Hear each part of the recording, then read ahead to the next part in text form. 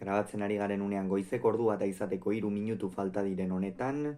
Bakaikoak eta Lizeagak Eiguren eta Aldaberen aurka sextaon jokatu duten binakako beserie txapelketako ligaxkako 14. jardunaldiko lehen norgehiagokaren analisi egingo dugu.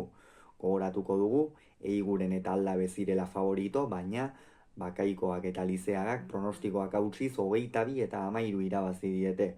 Aurreko jardunaldiko emaitzekin sartu aurretik, gogora ezagun gaur 4-3 ordezkoak zirela, batetik Bakaikoak eta Lizeagak urrenez urren Senar eta Eskiroz ordezkatu dituzte, eta bikote urdinean berriz Joseba Aldabek atzeko kuadroetan Inigo Bikuña ordezkatu du. Honen bestez, partida irekia zen, osagai guztiak zituena, eta lehen erdia alakoxea izan da, Hasieran Aldabe hasi da atzean nagusitzen, jokatu dituen partida guztietan bete du,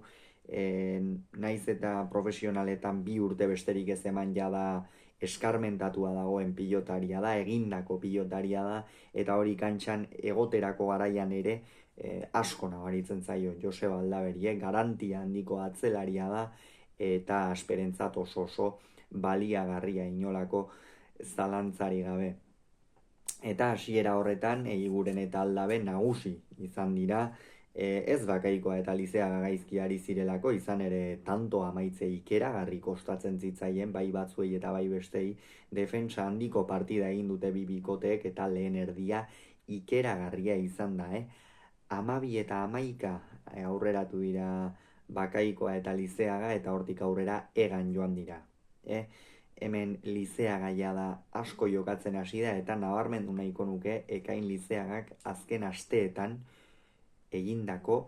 edo erakutsi duen jokoa, benetan ikusgarri jokatzen ari da, ez bakarrik pilota aurrean hartzen duenean, hori ere atzelari batentzat oso garrantzitsua baita, pilota guztietara ongi jartzen da Lizeaga, gainera frontisa bikain baliatzen du, eta bere ahal horrekin, ez eskuin indarsu horrekin, atzelaria, aurkaria asko behartzen du, baina horrez gain defentsan ere azen olako maila ematen ari den, ikeragarri jokatzen ari da defentsan ere, boleaz baliabide handiak ditu, sotamanoz ere ongi moldatzen da ezkerra irez, benetan gora egiten ari den atzelaria da, eta beserie mailan izan dituen aukerak esango nuke ia aukera guztiak oso ongi aprobetxatu dituela. Batez ere, gaurkoa, aurrekoan Oñatin ere partida handia jokatu zuen, aurrekoan Larrazabalekin astelenan Eibarren galtzea egokitu zitzaion, horretzuen bere eguna izan inondik inora ere, aurrekoan baina Oñatin sekulako erakustaldia eman zuen, eta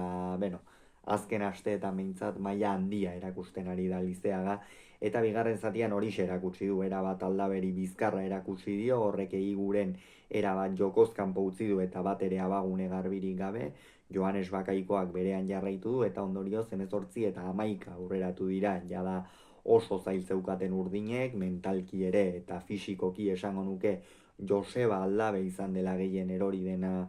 gaurkoan, eta hori ere gakoetako bat izan dela, eta azkenerako 22 eta 13 amaitu da, esan bezala jada Eigurenek eta Eiguren Bikuña bikote titularra, baina pentsatzen dute Eigurenek eta Aldabek jokatuko dutela, Bikuñak igandean galdu ezean, eta bertan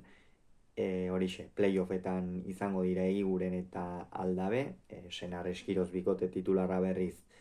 ez da hemendik 2 astera arte itzuliko, da datorren astean teorian atseden hartu beharko dute,